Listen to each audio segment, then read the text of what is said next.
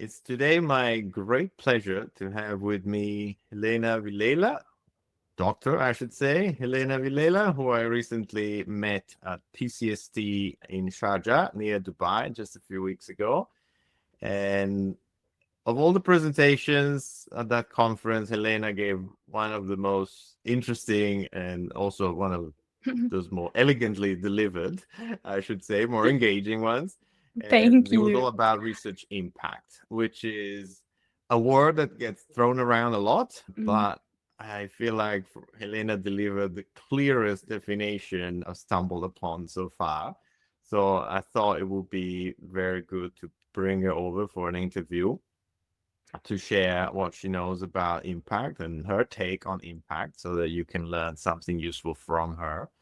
Because there might be some misconceptions, such as impact as impact factor is one of those misconceptions we will tackle today.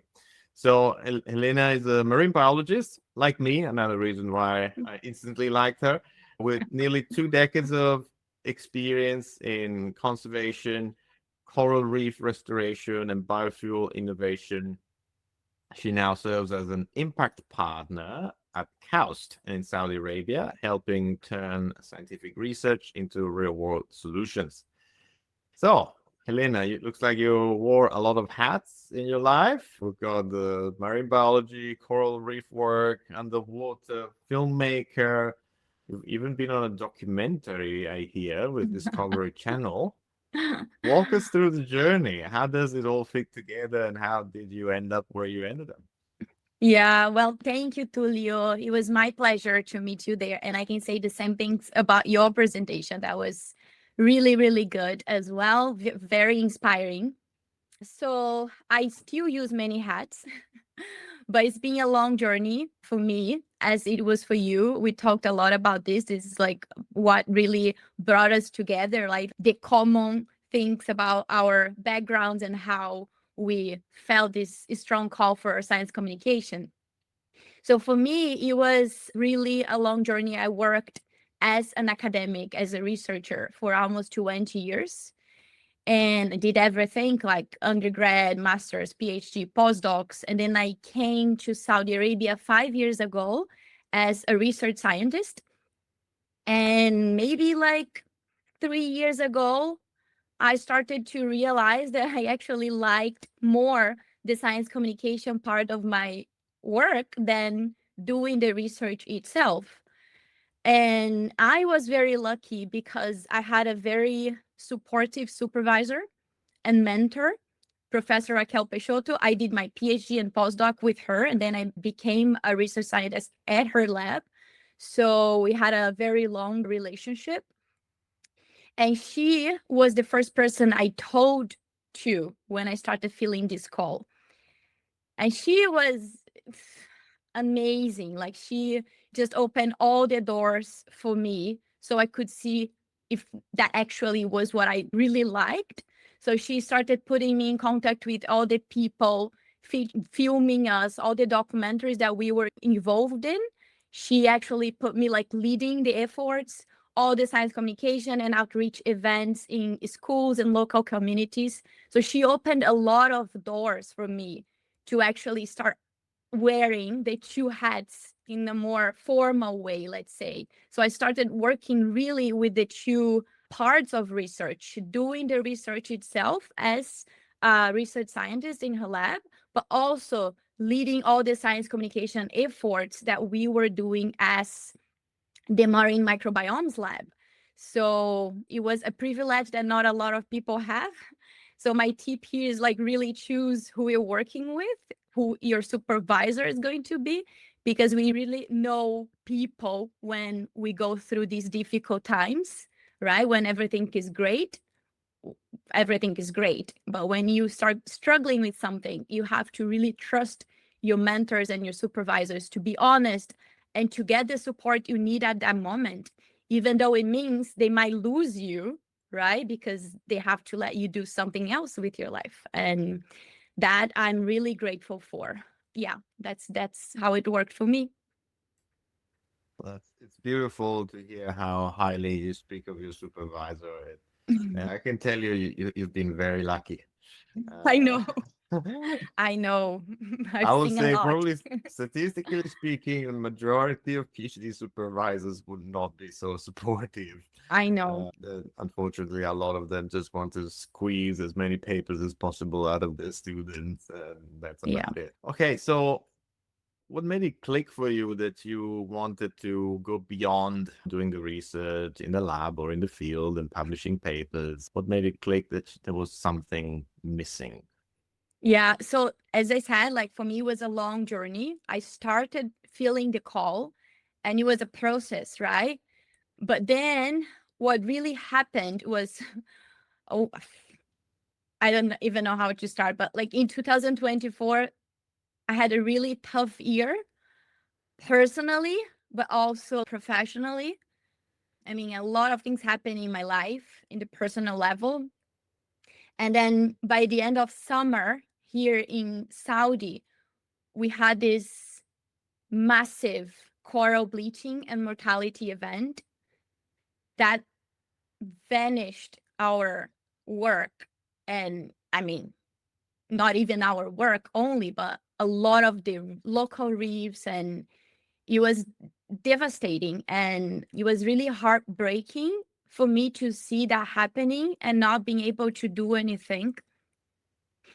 And on top of that, I was also like going to conferences year after year and going to conferences talking about the same thing. This not the same thing, that's not fair, but just talking about how climate change is killing all the ecosystems and the coral reefs everywhere in the world, and it's getting worse and worse every year.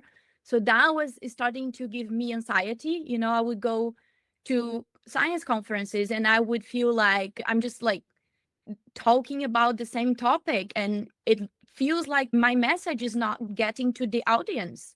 I feel like nobody is listening to us. We are just here, all of us together, just telling each other what's happening and not really having that message reaching who needs to be reached, right? And then after that event, it really clicked. So I started like moving actually. And then I started looking for jobs outside academia and see what I could do, having a strategy to actually give my message in a more clear way and try to reach the audience and not only the science community. So relatable. I remember I had the same feeling of those climate change conferences. I mean, mine were not about coral reefs, but was about ocean acidification. But the feeling was the same. We were just telling the story to each other, but then there was this, feeling that we were just in this echo chamber, and the rest of the world barely knew Yeah. about it, unfortunately. Yeah, Yeah, and I at mean, the same time, mm, you feel so comfortable when you go like to local communities and schools and start passing a message that nobody ever heard about. And then you start realizing that actually people are not doing that because they, I mean, you know that like majority of people don't do things because they know it's bad, because they know it's harming the environment or other people. It's just because they ignore the source and the consequences of their acts, right? So, and then you start realizing how much more important you are for those people and for their constructions as, human beings that care about the environment than you are in science conferences to other scientists. yeah. All right. So at some point, you made the jump from academia to impact partner at KAUST. I remember when we met a few weeks ago, you told me, "Oh, KAUST is amazing. It's one of the best places for doing research." Why is that? Tell me a bit about this KAUST, which I'm sure is not known to many out there. Yeah, KAUST is a very special place. I had not heard about it before I came. Actually, I came and it was a risk, a big risk. But I knew about it. I was, like searching and looking online for videos, but I actually had no idea how much better it was going to be. It was beyond all my expectations because in KAUST, the idea is that the institution, they give you everything so you can focus only on your research. So the idea is like they provide an amazing infrastructure, like very good funding and very good conditions, life conditions, work conditions for you to fly high. So if you want, here you can fly really, really high as a researcher. And just to give you an idea, just to give you an example, so here in KAUST, we have something called the core labs. One of the core labs, we have 8 of them. One of the core labs is the prototyping core labs. And these, when I came to KAUST, it was like mind blowing, you know? And so let's say you have a crazy idea for your research project, okay? I want to, I don't know, listen to the sounds of the deep ocean, right? And monitor that and see how that's changing over time. You have all the knowledge to analyze that data, to listen to the sounds, to see, you know, all the science you have, but you don't have the tools. You actually don't even know what the tools would be for you to put a microphone in a site and just leave it there and then recover it. So you have no idea how to do that. In KAUST, you can call a meeting with the engineers and technicians, and they actually detect, you know, they tell you what you need, they design it for you, and they make it for you. So you can think about anything, any tool you can imagine, somebody will design it for you in KAUST and will make it possible. So there's no limitations, you know, like, and I mean, this is one of the examples. There's so many more. Like KAUST is really a special place where you can collaborate with people. You can think about anything, and that will be possible and enabled. Wow, that sounds like a dream. I think about It it, my is. PhD days, I had to do all of that myself. It is. It is a dream. And we are so spoiled. Like the students here are so spoiled. They don't even realize how lucky they are. Like for me, working in Brazil for my whole life, I come here and I see these things and I'm like, oh my God. Like, you know, and people don't even realize how lucky they are. Beautiful. Yeah. Well, let's now go into the impact partner side of things. So, first of all, what is an impact partner? What does it mean and what does it involve? Yeah, so it's okay to not know. As I told you, when I was applying for this position, I didn't know what that was myself. I saw the position, and when I opened the description, I was like, wait, that's a lot of science communication here. So I like it. But I actually didn't know exactly what that was going to be.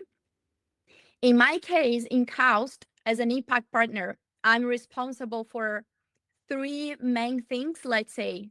The first one is to detect and measure when it's possible, KAUST impact, whatever we have done and we are doing. The second thing is to see where we have gaps and how to enable people to achieve impact where they are not achieving. And when they are achieving, how can I help them to go faster? What are the steps? What is the infrastructure missing for us to get there?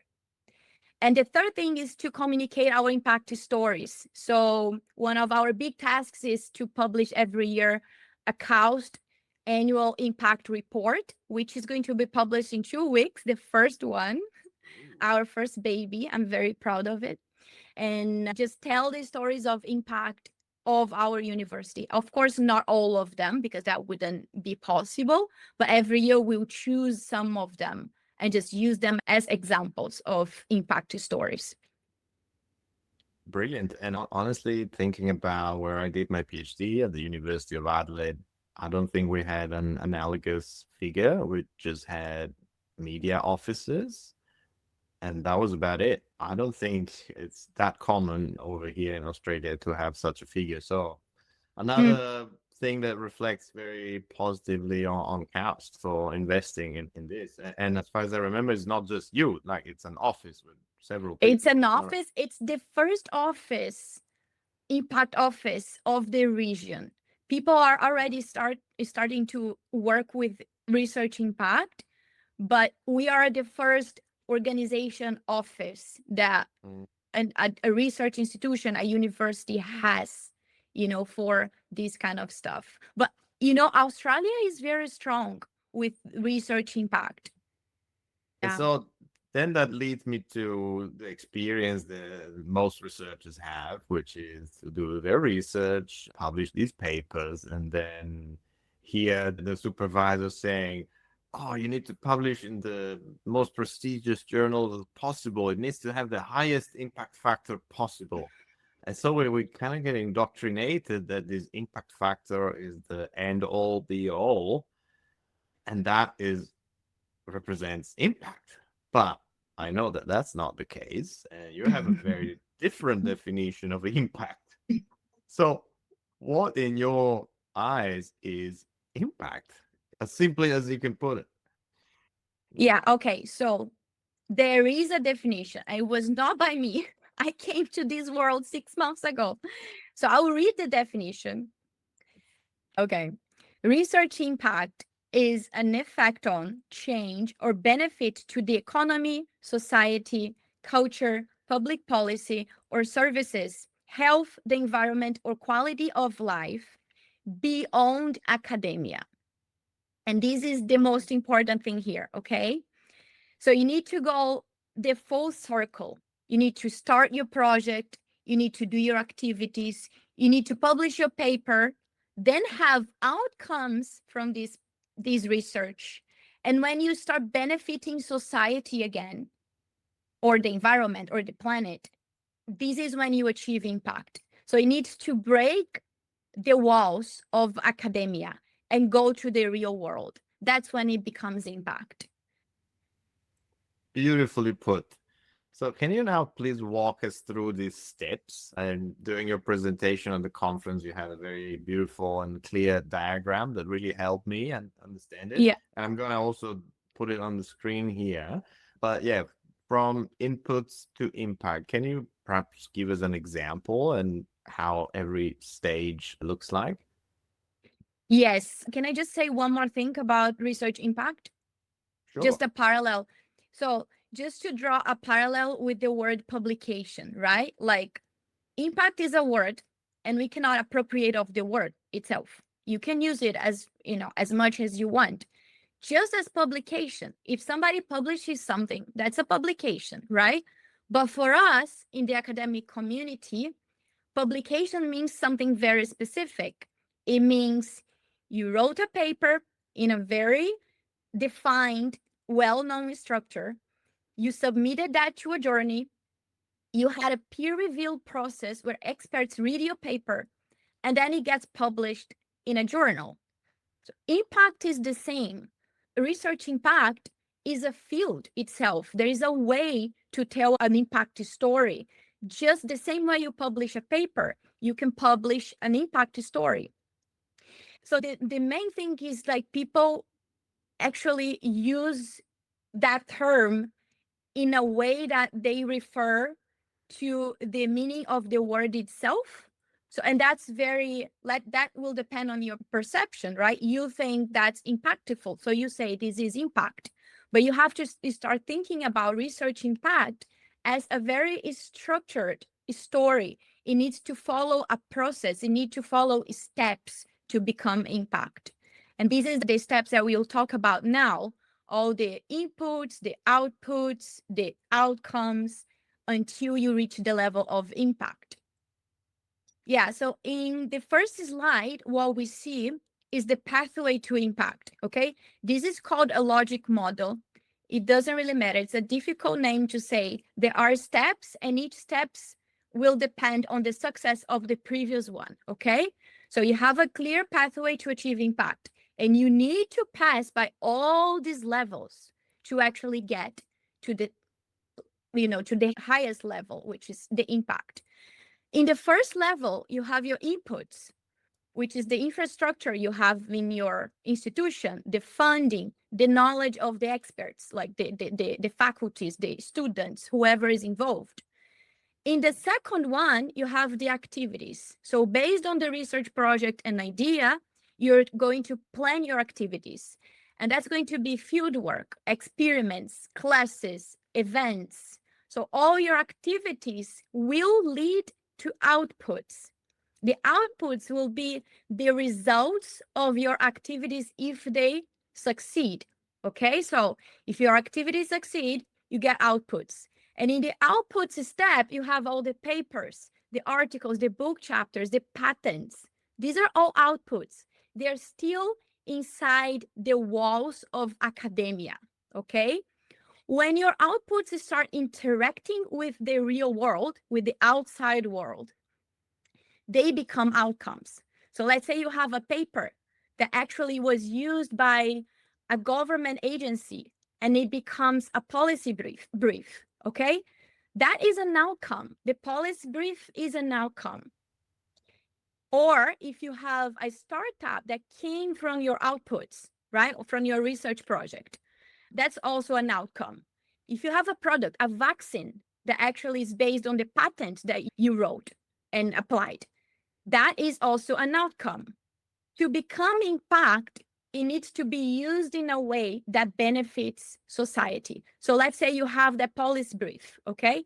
If you use it in a way that actually benefits the environment or, the health sector, then it's impact. If you have a vaccine that is developed and then it's used to save lives, this is impact. So this is the difference. And I think it's very important to say here that outcomes and impacts are sometimes, depending on the nomenclature that people use, interchangeable. So some people consider some outcomes impacts and vice versa. So these two levels are a little confusing still if you go look online. But if you understand the idea of the difference from outcomes and outputs, that's already a huge step when you talk about research impact. And I think it's also important to mention that impact is usually out of your control, right? So you go to the outcomes level and you kind of can measure that, you can control that. It's something that you did, you achieved.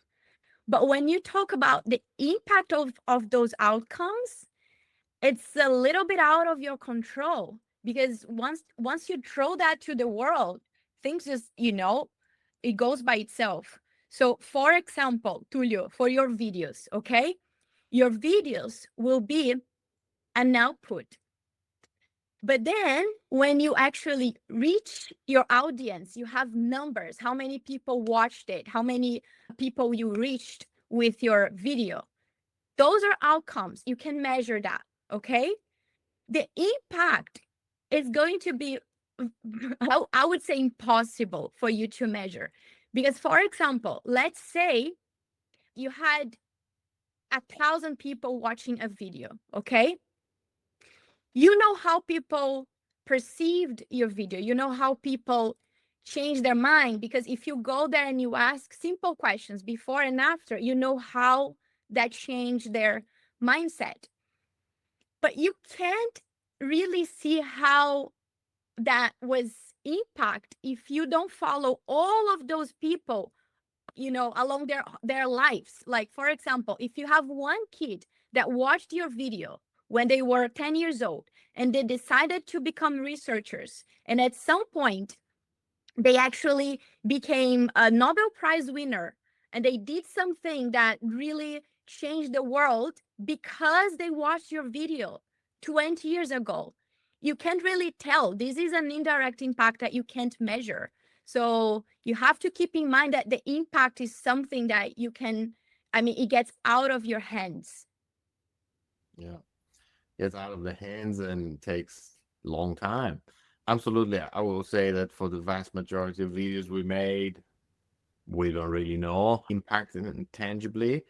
I have, however, one beautiful story that I learned about last year, because I decided to follow up with some customers and ask them, hey, a couple of years later, what happened then?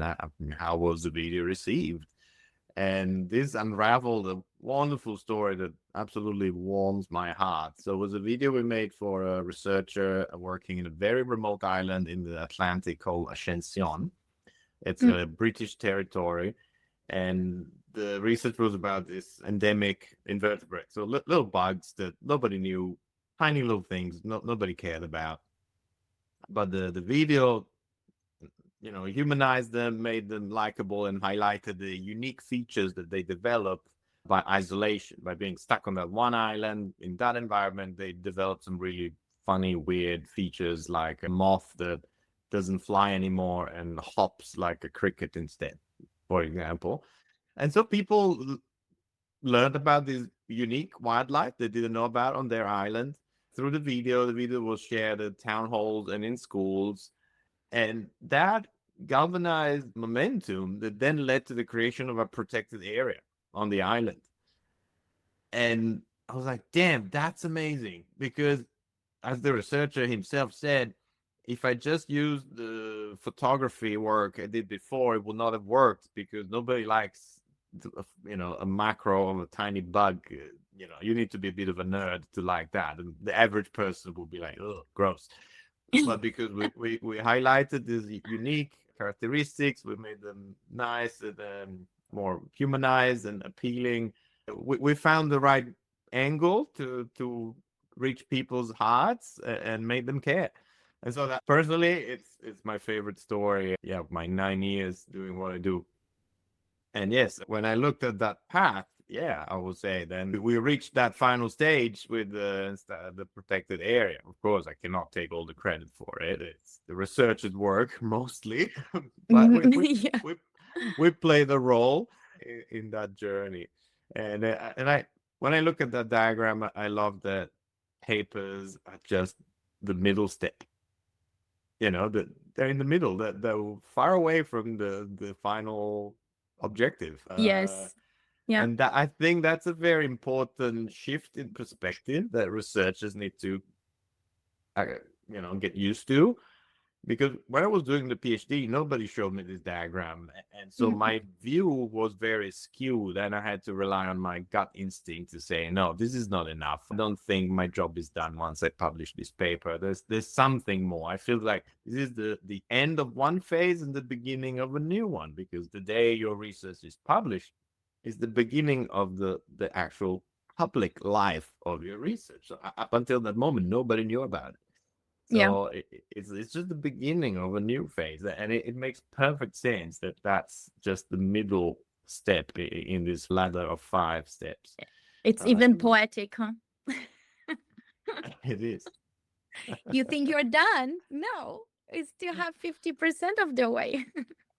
Exactly. The researcher will be like, no, I thought I was done. Nature paper published. Not Yeah. yet. Well, it's a fantastic achievement to publish a Nature paper, but it is. And I think we have to be really careful when we talk about this, so people don't actually. It's funny. A lot of people who work with the research impact, they even say, "Oh, you published a Nature paper. I don't care." And it's not really I don't care. I mean, amazing. That's really incredible. It's an amazing achievement. But then what? This is the question, right? Then what? How did society or the planet benefit from it? And if you have a Nature paper, you have a really good potential to make incredible impact, right? Like, people are telling you, this is the message. When you get to outputs and amazing outputs with high impact factor, that means, guys, keep going. This is something. You have something in your hands. Absolutely. Okay. Can you now walk us through the steps with an example? Because you gave a really good example at your presentation at the conference. I did give an example in the presentation in the conference, but I brought another example today. Because in Brazil, we've been talking a lot about Dr. Tatiana Sampaio. It's been everywhere in the media. She is developing a drug, a medication, with potential to repair spinal cord injury. So she literally made people walk again. People who have been paralyzed walk again. And this is huge, and a lot of people have not heard of it yet. So I brought the case because at the same time that we explain research impact, we can also tell people, guys, this is happening in Brazil. So talk about this. So Dr. Tatiana Sampaio started a research project 20 years ago. Okay, she's from the same university that I am from, the Federal University of Rio de Janeiro. So she had the infrastructure of the university, she had the funding, she had the knowledge of experts, including herself. And then she planned her activities. Okay, so she ran lab experiments, animal trials, and etc. And that was going on for maybe a decade. And she published her outputs. So she had papers out, she did the patent applications, and then she actually had her outcome. Okay, and the outcome was the development of polylaminin, which is this drug that actually is working. So after all the trials and the activities, she has the proof and the evidence that this is working. So now, 20 years after, she has her impact is starting to happen, which is improving people's health. So giving back the opportunity for people who have been paralyzed for any reason to walk again, to recover, something that was not possible before. So this is a very good example of an impact story that just happened, and you can have an idea of how long it takes to actually reach impact. Okay, not all of the projects will take 20 years. Some of them will take less, and some of them will take longer. It depends on, the field and what you're trying to develop. But this story, I think it was really good for us to use as an example today. Absolutely. And while you said that, my mind went, oh, isn't that really the essence of it all? Like we use taxpayer money to do research. It needs to go back to those taxpayers at the end, or it should. Not always. Sometimes, research is fails most of the times, and sometimes it just gets you nowhere. But when it works, that's the whole point. It's to close the loop and go back to those people who funded it in the first place. Taxpayers, people, population. Yeah. So, or the environment, which is also linked very much to the population. Beautiful example. Thank you for sharing. Loved it. We're getting close to the end, and you mentioned in your talk that you said communication has to be strategic and not reactive. That's something, it's a message that resonated with me because I feel like many of our customers should be more strategic. Unfortunately, many still approach us wanting a video for the research, and then I ask them, okay, where does this video fit into your communication strategy? And they're like, this is the communication strategy. I was like, okay. It's part of it, but there should be a bit more than just making a video for the sake of making a video. So what's your take on this? What does it mean to be strategic and not reactive in the eyes of an impact partner? Yeah, I think I actually used the two approaches of telling impact stories, right? That was my whole point of the presentation at the conference that we met. I think I mentioned that we have two main approaches. The first one is when you already achieved impact and you want to tell the story. And that is like easy, right? You have already the impact. All the evidences are there. And you just have to frame it in a way that you actually you focus on the outcomes and the impacts instead of the activities and the outputs. So this is the main tip for telling an impact story, right? Be evidence-based and focus on outcomes and impact. But the second approach is when you haven't achieved impact yet, but you are on the way to. So you're in any of these steps, activities, outputs, or even outcomes, and you want to achieve impact.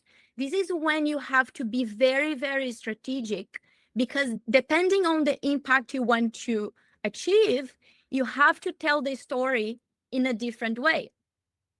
Who is your audience? What are you trying to do? Are you trying to change a law? Are you trying to create a park? So you gave me a perfect example of strategic communication for the environment. So because of your video, because of who watched that, or the result of people behavior and perception of a topic, how you change that in a way that you helped people to achieve that impact. So you have to be really, really strategic in the way that you tell the story. So just to wrap it up, when you look at the impact you want to achieve, you have to strategize how you're going to tell this story, what you want to change in the end, who your audience is, and which channels you're going to use. This is what I meant. You need to be strategic in this way so you can actually achieve impact faster than you would be without your communication, or maybe wouldn't be at all without your communication. And in the end, you realize in all of this that communication, again, is not the end. It's just a path. It's a medium to achieve impact. But the final objective is not that. The final objective is to change the world for the better. Okay, Lena, I think it's time to wrap it up. If you meet a researcher today and they ask you, I want to do this well, I want to create a real world impact, but I'm just new to this whole thing you guys talked about today, where do I start? So I think the first step is to understand what impact is, right? Just like find sources to actually educate yourself and train your brain to see the differences between outputs and outcomes. At least you don't need to focus on the outcomes out and impact difference, but you need to understand that an output is not an outcome. So I think this is one of the first steps. Just understand the concept and how that's going to be delivered to society. And that brings me to the second point. The question is always like, who is going to benefit from my research? What can I do to help my community? What are the projects that are actually challenges from my community, from the world, the planet? What the planet needs from me? So this is the very important question that all researchers need to ask themselves. And we usually do, but I think sometimes we just get lost on the way. That's what happens to most of us. And I think finally, to collaborate with people that are not only academics, to collaborate with people that can be partners for you to achieve impact faster. So strategic partnerships is really the key to bring your research from the academia to the world. And that also includes impact practitioners. So talk to people who are impact experts. I mean, I don't consider myself an impact expert yet, okay? I'm getting there. But what I can say is, like, if you contact people like me, like I'll be happy to help people with the knowledge I have, but I can also ask the experts I work with, like my manager, a lot of people in my network. So I think like really collaborating with the right people to get to impact and to get to impact faster is really important in this context. And just to close, I have some suggestions, recommendations of books that I read in my first month when I was starting the Impact Office. And this one really talks about the role of the university nowadays, right? Power University. New Power University. This is from Jonathan Grant. He's my VP. He's the vice president of the department I work at. Not only the head of Impact Office, but the whole strategic initiatives team in KAUST. And he is a person who have been studying the social purpose of higher university for a long time. He's a social scientist, and I think it's very good to have this perspective, this broader picture where we see that the funding is not actually getting anywhere. Like the research funding is not really resulting in impact, mainly, not most of it, right? Of course it is, but most of it is getting lost on the way. And this book gives you like this big perspective. As university, all of us are serving our communities. We are serving our planet, okay? But more, we are serving the people who are paying. As you said, like the government is paying for our research. If you're not funded by an industry, you're being funded by people. What are their interests? So people have to keep in mind that we are at their service. I'm doing my job to solve the challenges and the problems of my community. And that gives personalities to universities, right? Because I will be solving problems here as a researcher that you should not be focused on in Australia. So that gives universities personalities and perspectives that will make them unique. They will not be competing in an ideal world. They will never be competing because the problems I have to solve here are different from the problems you have to solve there. So I think this is a really good book to kind of put this perspective, or introduce this perspective. It does talk a lot about research impact, but this is not the main focus. I have this one here from Julie Bailey. Can you see it? Mm-hmm. Yep. This is a good one for like research impact literacy in general, but it talks a lot of the meaning of impact, and that can work for any field, any area, not only research. So it's a really good and fun, easy to read book. So really recommend these two babies here. Funny story, I was coming home yesterday from the office and I was with this book on the elevator. And I was like really interested looking at the book. I was like, oh my God, I need to read this book again. And then I meet Jonathan at the elevator.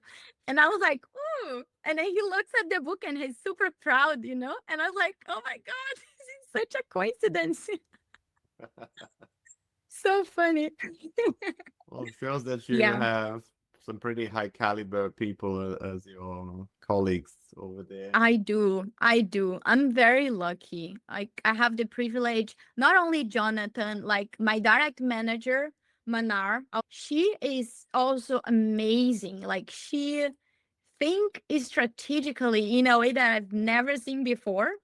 Like just talking to her when she thinks always long term, medium term. Like she has all these plans going on in her mind. So it's really good to meet people like this, because in academia we are just so different, right? And it's not because we are not able to be like that. It's just because we are not trained to be like that.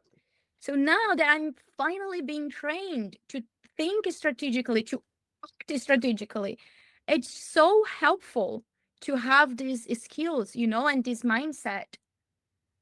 All right, I'll share one anecdote that really exemplifies the difference between the high level strategic big picture thinking and rather the point where the average PhD student or researcher is. Instead, I was in China teaching science communication and I was talking about storytelling. And one graduate student raises his hands and says, okay, I get it, but let's be honest, all I do every day is to write code for satellites. Nobody cares about what I do. I'm like, okay, well, if you put it down that way, I guess I also don't care. But let me ask you questions. What do those satellites do once they're up in the sky? I'm sure they have a purpose. I'm sure they're useful for something, because let me tell you, if there was no such importance for your research, there will be no funding for it. Nobody will fund you to write code for the sake of writing code. I agree with that. But there is a picture. The problem is that when you're in the PhD, your project is this small thing, you're hyper focused, you lose track of the big picture completely. And so all you see is code every day, and that's your world, and you think you cannot see beyond that. That's why I think it will be useful for researchers to interface with somebody like you to get that external perspective, that big picture thinking, because let's be honest, it's asking a lot to the researcher to be able to think small, super specific, scientifically about their thing and the big picture. It's asking a lot. So I think I think your institute is doing really the right thing in having an office like the one where you work. All right, Elena, this was super interesting. I'm sure lots of people will find this valuable. And thank you for sharing the tips on the books. I want to read those myself if I just had the time. No, thank you. It was my pleasure. And I hope we can come again soon and exchange more when I have more updates about the KAUST Research Impact Office, but also, about research impact in general. Wonderful. Thank you for your time. I really appreciate it. Have a great rest of your day. Bye, You everyone. too. Bye-bye.